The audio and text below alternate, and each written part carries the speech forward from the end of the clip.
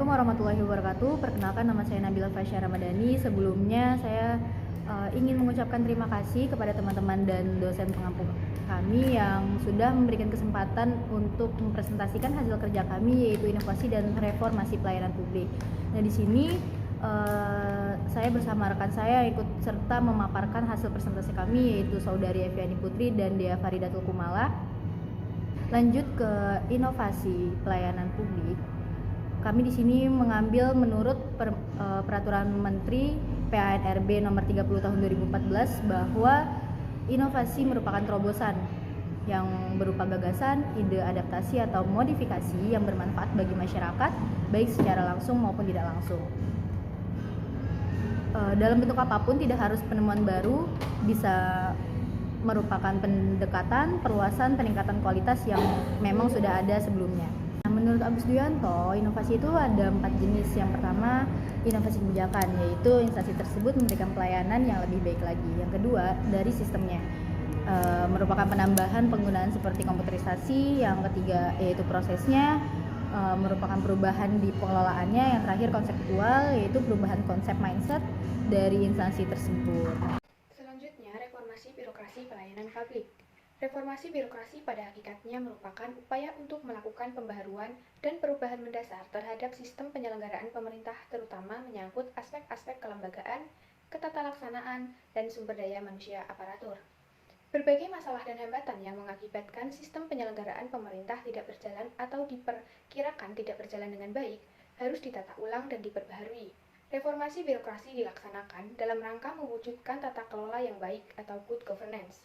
Tujuan dari reformasi birokrasi pelayanan publik, yaitu untuk menciptakan birokrasi pemerintah yang profesional dengan karakteristik berintegritas, berkinerja tinggi, bebas dan bersih dari korupsi, kolusi, dan nepotisme, mampu melayani publik, netral, sejahtera, berdedikasi, dan memegang teguh nilai-nilai dasar dan kode etik aparatur negara. Selanjutnya, faktor penyebab sulitnya pelaksanaan reformasi birokrasi. Yang pertama yaitu kurangnya profesional aparat dalam menjalankan tugas dan kewajibannya, seperti sikap yang kurang baik kepada masyarakat dalam hal melayani dan budaya afiliasi yang melekat sehingga mendorong pada praktik KKN. Ada juga komitmen pemimpin. Hal ini yang menyebabkan terjadinya gap antara pemerintah dengan masyarakat atau hubungan antara pemerintah dengan masyarakat yang masih belum setara. Hal-hal yang dapat diajukan untuk mengatasi masalah-masalah dari reformasi pelayanan publik tersebut antara lain adalah sebagai berikut. Yang pertama, ada penetapan standar pelayanan.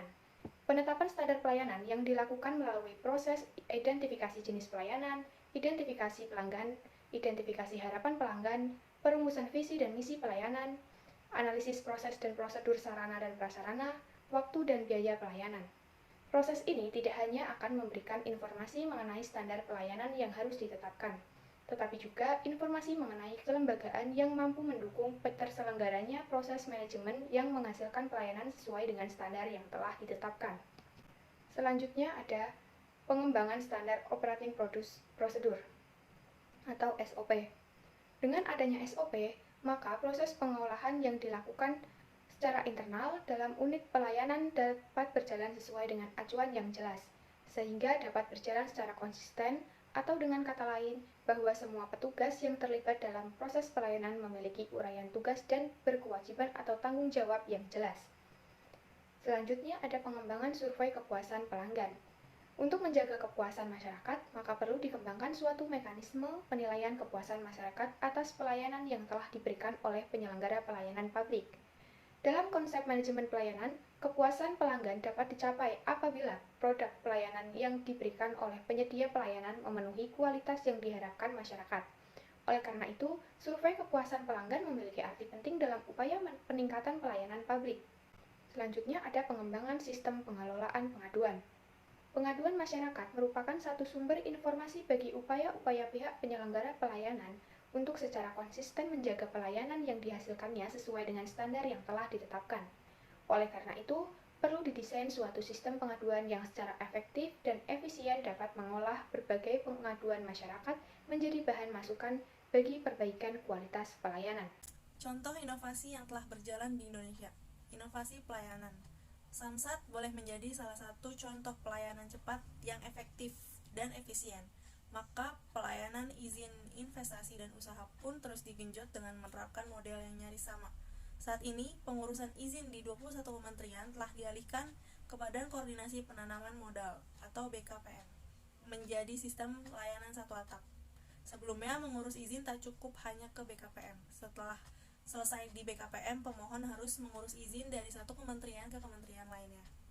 Selanjutnya, perizinan satu pintu di BKPM awalnya memang hanya berhasil memangkas waktu perizinan menjadi hitungan minggu.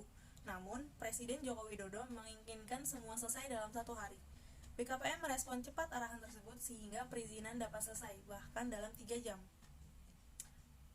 Tak hanya di pusat, inovasi untuk membangun tata kelola pemerintahan yang baik sebagai tujuan akhir reformasi birokrasi juga dilakukan di daerah-daerah. Salah satunya adalah di Kota Malang. Pada tahun 2016, kota ini terpilih sebagai kota terbaik dalam hal keterbukaan informasi publik pada ajang Government Award yang diselenggarakan Sindo Weekly Magazine. Salah satu inovasi Kota Malang adalah menyelenggarakan Anugerah Inovasi dan Kreativitas Informasi Digital atau iKID. iKID merupakan perlombaan yang diselenggarakan setahun sekali untuk setiap satuan kerja pemerintah yang ada di Kota Malang. Kegiatan yang dimulai sejak tahun 2015 ini dibuat untuk memacu perangkat daerah lebih giat dalam meningkatkan pelayanan informasi publik kepada masyarakat. Semua satuan kerja pemerintah di Kota Malang menjadi terpacu untuk mengoptimalkan media informasi melalui website yang dimilikinya. Inovasi ini merupakan komitmen pemerintah Kota Malang untuk menjadi kota dengan tata kelola pemerintahan yang baik. Hal ini diharapkan dapat mendorong partisipasi rakyat dalam pembangunan, kata Wali Kota Malang, Muhammad Anton. Selanjutnya, hasil nyata. Harapan akan sebuah birokrasi yang cepat, melayani, dan responsif terhadap perubahan-perubahan dan perkembangan zaman kini mulai terlihat wujudnya.